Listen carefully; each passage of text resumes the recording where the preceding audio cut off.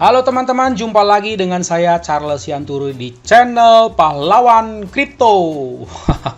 Teman-teman, salah satu hal yang harus kita miliki sikap dalam berinvestasi adalah optimis, ya. Jangan biasakan bersikap pesimis. Kalau market tidak kondusif juga, kita harus tetap bersikap positif, ya. Itu pesan pertama. Nah, teman-teman, ada cukup banyak komen di beberapa konten saya yang mengatakan, "Bang, saya masih newbie, ya, masih baru ngerti kripto, mohon bimbingannya," dan seterusnya. Itu cukup banyak saya lihat. Jadi teman-teman percayalah, itu komen-komen Anda, komen-komen teman-teman itu saya pasti baca satu-satu. Dan ya, ingat ya, saya akan ngomong dari awal. Kalau kita menyampaikan masukan atau kritik, saya tidak anti kritik, ya, tidak. Tetapi kalau cara Anda menyampaikan kritik, tetapi dengan menjatuhkan, nge-vote, mencela orang lain, memaki-maki, saya pasti akan remove Anda dari channel saya. Itu pasti. Tapi kalau Anda sopan-sopan, saya pasti dengerin. Ingat ya, ya seperti itu. Jadi sikap-sikap kita dalam menyampaikan kritik dan saran kan bisa membangun, bisa bagus kan, nggak harus menjatuhkan, vote lah, menghakimi dan seterusnya. Jadi kalau selama Anda menghakimi, itu udah banyak sekali saya remove.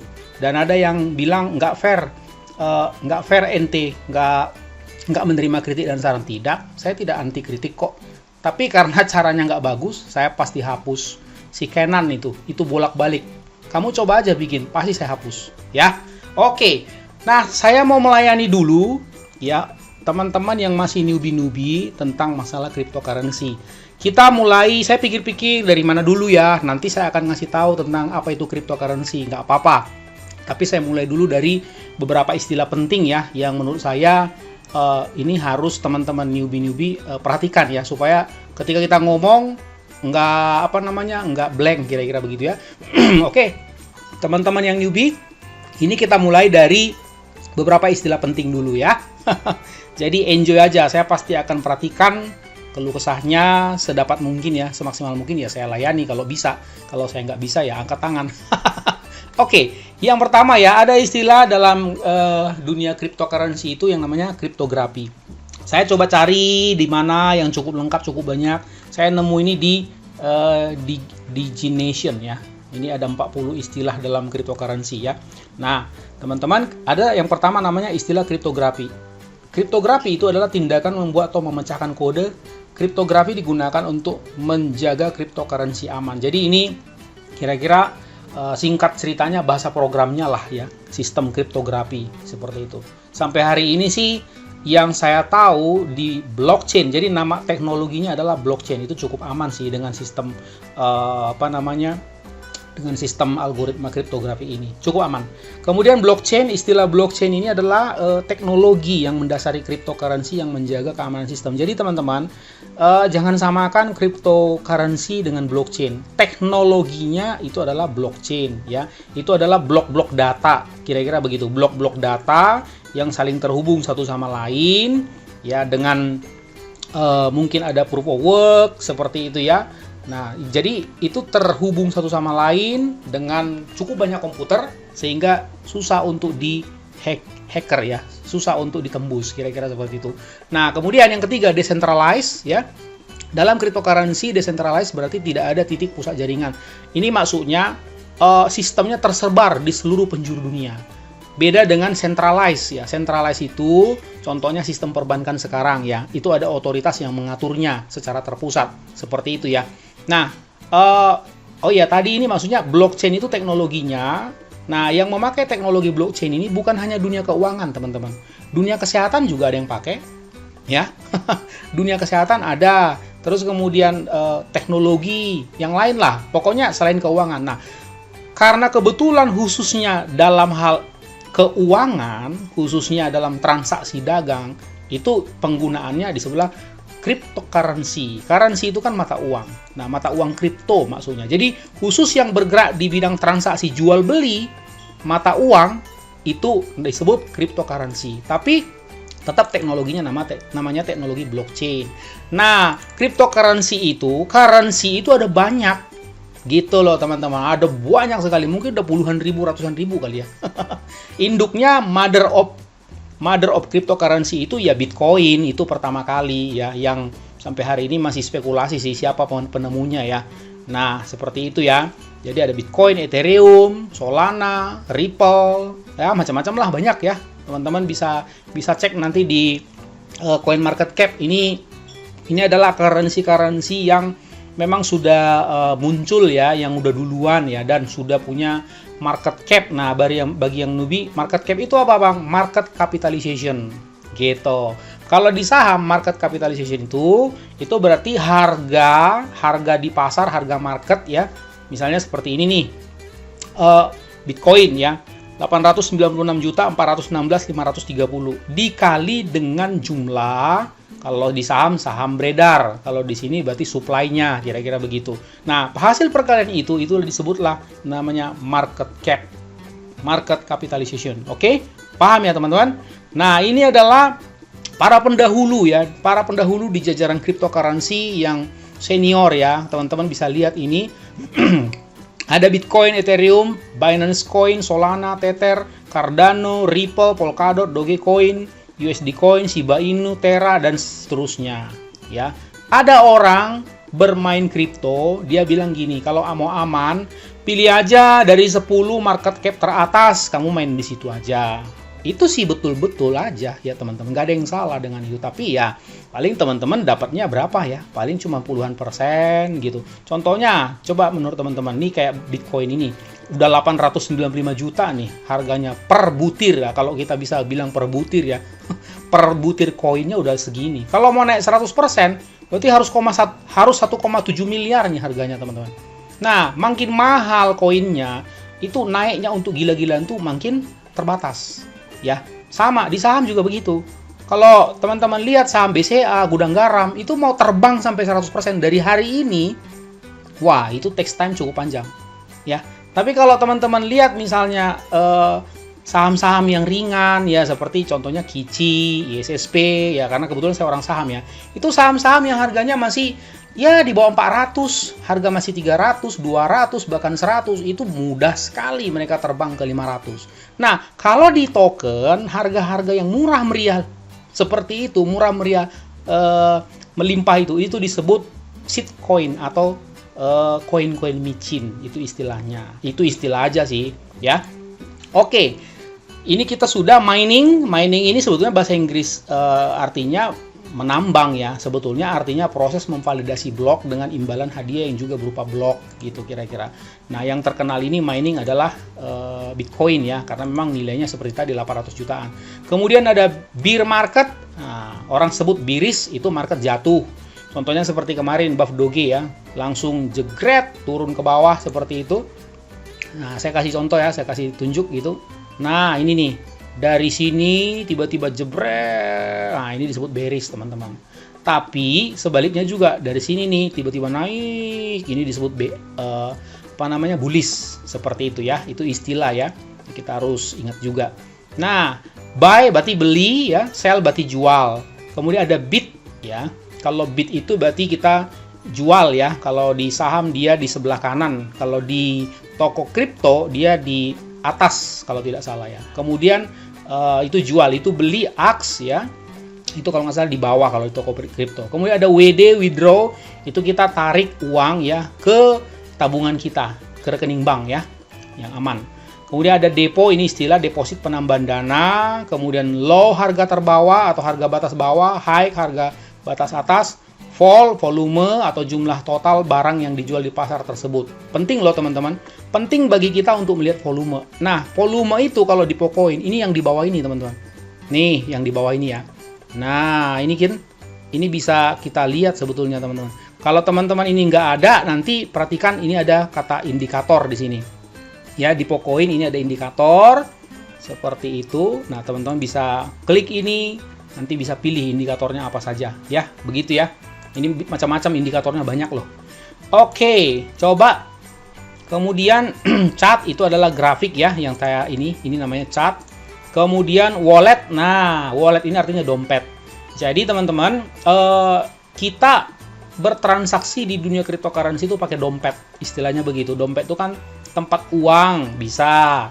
Kalau dulu zaman-zaman belum seperti hari ini canggihnya, tempat misalnya menyimpan untuk sementara loh ya, misalnya cincin ya dari emas atau kalung seperti itu ya, yang bisa diselipin lah gitu untuk sementara gitu. Nah, intinya wallet ini adalah tempat barang berharga, tempat duit minimal.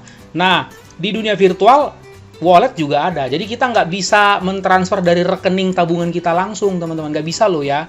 Nah, makanya kalau mau misalnya beli token-token micin itu atau koin-koin micin itu, teman-teman. Jadi teman-teman harus buka dulu, katakanlah di salah satu broker cryptocurrency, misalnya Indodax, toko kripto. Saya sukanya toko kripto, walaupun saya punya akun juga di Indodax sama rekeningku. Dari toko kripto, masukkanlah uang ke dalam wallet teman-teman yang ada di toko kripto itu. Nah, dari sana belilah BNB, dari BNB baru ada wallet lagi. Wallet yang di luar sistem itu ada macam-macam, teman-teman. Ada MetaMask, kayak saya pakai MetaMask. Ada Trust Wallet, ada macam-macam ya. Nah, seperti itu. Jadi, ingat baik-baik, di dompet itu selalu bisa ada dua isinya. Ya, token-token atau uang dalam bentuk dolar atau BNB. Seperti itu ya. Oke, limit order adalah pesanan koin yang ditempatkan pada harga masa depan. Kemudian circulating supply, nah ini penting, kalkulasi jumlah harga koin ketika dikalikan dengan persediaan beredar. Maksudnya berapa banyakkah koin-koin yang beredar, yang diperjualbelikan atau yang ditransaksikan. Nah ini ya teman-teman yang saya bilang tadi, ini ada indikator ya.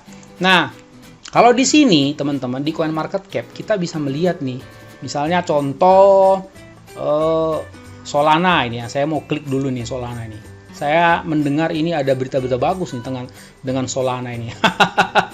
Nah, ini dia di sebelah kanan ini. Ya, circulating supply ini. 1 2 3. Berarti ini berapa ini? 301.075.276 butir Solana, kira-kira begitu. Itu yang bersirkulasi, sementara total supply-nya itu 508.000 begitu. Berarti apa? Ada sekitar 207 juta ya, 207 juta yang tidak bersirkulasi. Mungkin itu di hold sama developernya, mungkin ya, seperti itu. Kalau di saham juga begitu, ada namanya pemegang saham pengendali. Itu sahamnya kamu nggak bisa beli, teman-teman.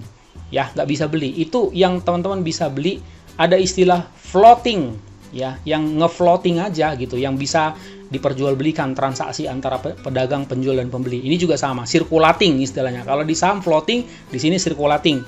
Ya, sama-sama aja, cuman beda wahana aja kan, begitu. Ya. Kemudian market cap. Nah, ini yang tadi saya bilang, kapitalisasi pasar, yaitu harga dikalikan dengan koin beredar. Nah, koin beredar itu adalah circulating supply, ya. Kemudian ICO, initial coin offering, penawaran koin awal. Nah, kalau di saham IPO, ya. IDEX ini pasar dagang uang digital ya. Public key, private key ini adalah beberapa kunci-kunci ya. Yang penting teman-teman perhatikan. Baru ada hard cap, jumlah maksimum yang akan diterima crowd sale. Low cap, jika sebuah ICO ingin mengumpulkan dana yang lebih sedikit, maka pada umumnya ya ini ada ketentuan minimal 20 juta US dollar ya. High cap, borrowing rate, lending rate. Ini nanti teman-teman bisa baca ya. Nanti saya akan share ini linknya ya di DigiNation ID di kolom di deskripsi ya, saya akan share. Nah, ini kemudian ada istilah-istilah dalam chat room. Nah, biar teman-teman juga nggak bingung, kasihan. Bitcoin itu salah satu aset kripto atau koin yang sangat terkenal, disebut juga istilahnya BTC. Ini singkatan ya. Nah, altcoin ini koin-koin alternatif selain Bitcoin. Nah, itu maksudnya yang ini tadi, teman-teman. Tadi kan saya udah tunjukin di sini kan, di market sini. Ini kan banyak ya, selain apa namanya Bitcoin seperti itu. Ini kan banyak ini koin dan ini akan terus-menerus bertambah, teman-teman. Akan terus-menerus bertambah ini jumlah koin ini. Nah, ini juga teman-teman kita harus ngerti juga cara bacanya ini. Misalnya ini Solana seperti itu ya. Dimana ini apa maksudnya, pair dan seterusnya. Ini maksudnya apa? Ya, confidence. Ini harus ngerti juga kita cara bacanya, teman-teman. Nantilah ya, cari waktu lagi ya untuk khusus membaca coin market cap ini. Nah, kemudian HODL itu singkatan dari hold on for dear life ya. Sebetulnya maksudnya hold. Plesetan biasa, teman-teman. Tahan, jangan dijual kayak gitu. Fooder. Nah, fooder itu orang yang suka menyebar berita buruk. Sebetulnya bukan cuma berita buruk. food ya, FUD. Ini ada orang bacanya fat, ada orang bacanya food. Sama aja lah pokoknya kalau udah ngomong fooder, father, pokoknya itulah ya. Itu singkatan. FUD itu singkatan dari fear ya, takut, uncertainty, ketidakpastian, dan doubt, keraguan-raguan. Jadi orang yang suka yang fooder itu berarti menyebarkan ya. Orang yang suka memberitakan ketakutan, keraguan-raguan, dan ketidakpastian. Nah ini saya mau kasih tahu nih khusus untuk hal ini ya teman-teman. Ini banyak banget di semua. Saya masuk begitu banyak grup ya karena saya review-review mereka. Ini banyak, bukan cuma banyak nih. Kalau orang Jawa kalau banyak tuh masih biasa. Kalau banyak tenan. Ini memang banyak teman-teman. Saya harus akui, terutama dari Indonesia. Jadi sebetulnya pesan saya salah satunya, bertobatlah kalian yang fooder-fooder itu. Bertobat ya. Milikilah mental yang positif, milikilah mental yang mendukung orang lain untuk maju. Ya, bertobat Anda dari mental-mental yang mau menghancurkan orang lain. Dosa loh teman-teman. Kalau kamu nggak takut Tuhan, ini neraka nanti kamu. Ya, bertobat. Oke, FOMO, fear out, missing out. Ini ya maksudnya kalau udah takut ketinggalan. Jadi misalnya lagi rame-rame, hype, lagi naik, tiba-tiba dia masuk, ternyata dia beli di pucuk, habis itu banting. Itu akibatnya seperti itu. Jadi jangan FOMO ya, teman-teman. Usahakan kalau beli token itu harganya masih murah. Kalau di saham ada namanya margin of safety. Nah, gitu teman-teman. Jadi usahakan ada keamanan lah ya. Kalau kita beli harga barang atau harga token murah-murah begitu kan aman ya. Pas dia udah pump tinggi sampai 10.000, 20.000%, ngedam juga dia sampai ke harga dasar kita awal beli yang paling murah itu kita nggak takut kan. Tapi kalau misalnya contoh ya teman-teman beli misalnya harga satu token harganya 10 ya, terus tiba-tiba ngedam ke harga 1. 10 belinya 10 juta lagi misalnya. Pas 1 tinggal 1 juta.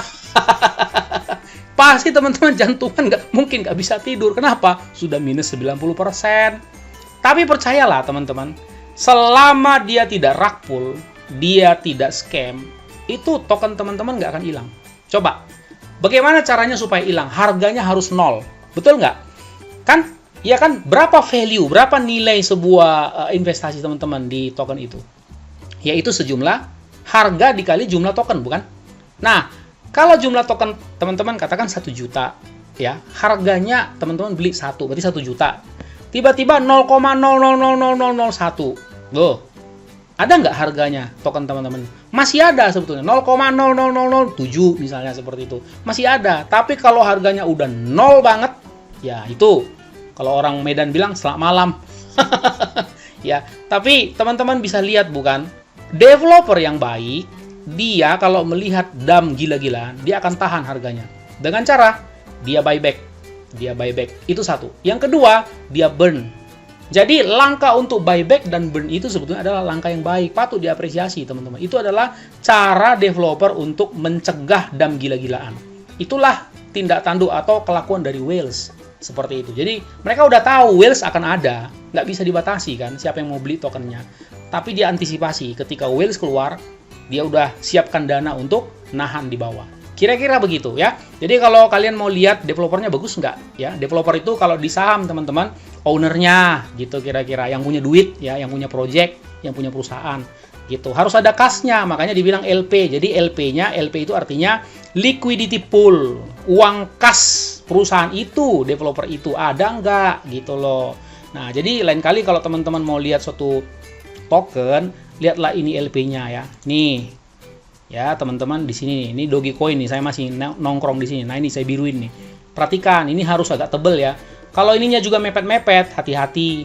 Kenapa? Nanti teman-teman kalau jualan nggak laku, nggak bisa, di reject. Kenapa? Nggak ada duitnya. Ya, hati-hati ya. Gitu. Moon, nah ini orang-orang sering bilang to the moon, maksudnya terbang gitu harga tokennya.